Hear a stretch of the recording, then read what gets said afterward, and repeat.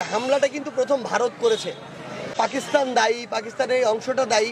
আগে প্রমাণ উপস্থাপন করতে হবে, সেই অনুযায়ী আন্তর্জাতিক আদালতটা কিন্তু প্রথম ভারত করেছে।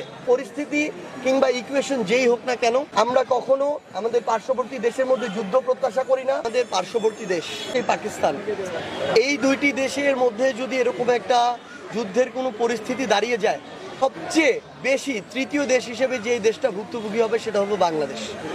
আমরা আমাদের জায়গা থেকে কখনোই প্রত্যাশা করি না যে আমাদের পার্শ্ববর্তী দুইটি দেশের মধ্যে যুদ্ধ লাগুক। তার উপরন্তু এই দুইটি দেশ হচ্ছে পারমাণবিক শক্তিধর দেশ। এবং এখানে আরেকটি গুরুত্বপূর্ণ বিষয় হচ্ছে, দুইটি দেশের মধ্যে ধর্মীয় দিক থেকেও কিন্তু মুখোমুখি অবস্থান মাঝে মাঝে আমরা দাঁড়াতে দেখেছি।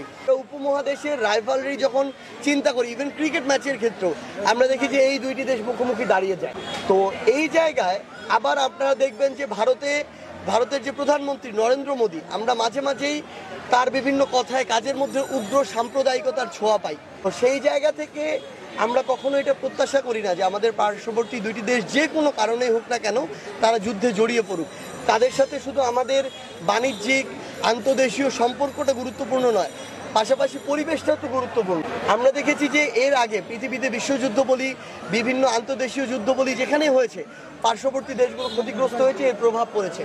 তো আমরা চাই এটি যেন না হয়, তারা তাদের জায়গা থেকে ধর্মীয় উস্কানিকে যেন ব্যবহার না করে। আবার আমরা যখন পেহেলগামে হামলাটা দেখি, কোনো রকম প্রমাণ ছাড়া ভারত যদি বলে যে পাকিস্তানের এই পাকিস্তান দায়ী, পাকিস্তানের অংশটা দায়ী, আগে প্রমাণ উপস্থাপন করতে হবে। সেই অনুযায়ী আন্তর্জাতিক আদালত আছে, কিংবা এরকম অনেক সংস্থা আছে যে জায়গায় প্রমাণ সহ উপস্থাপন করতে পারে, ওই অনুযায়ী বিচারের আওতায় আসবে।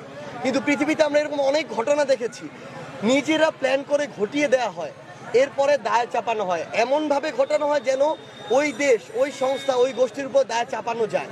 তো এই ঘটনাগুলো ঘটিয়ে যদি এরকম কোনো কিছু চিন্তা করা হয়, অস্থিতিশীল পরিবেশের চিন্তা করা হয়, এটা আমরা কোনোদিন আমাদের জায়গা থেকে সমর্থন করব না।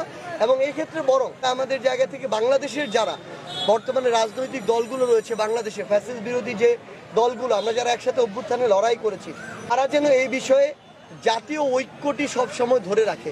কারণ দেশ যদি থাকে আমরা থাকবো, দেশ স্থিতিশীল থাকলে আমরা স্থিতিশীল থাকবো। দেশ ঠিক থাকা গুরুত্বপূর্ণ। এই জায়গায় পৃথিবীর পক্ষ থেকে আমাদের আহ্বান থাকবে, আমাদের যে বর্তমানে সক্রিয় যে রাজনৈতিক দলগুলো, আমরা যেন আমাদের জায়গায় এই ক্ষেত্রে ঐক্যবদ্ধ থাকি।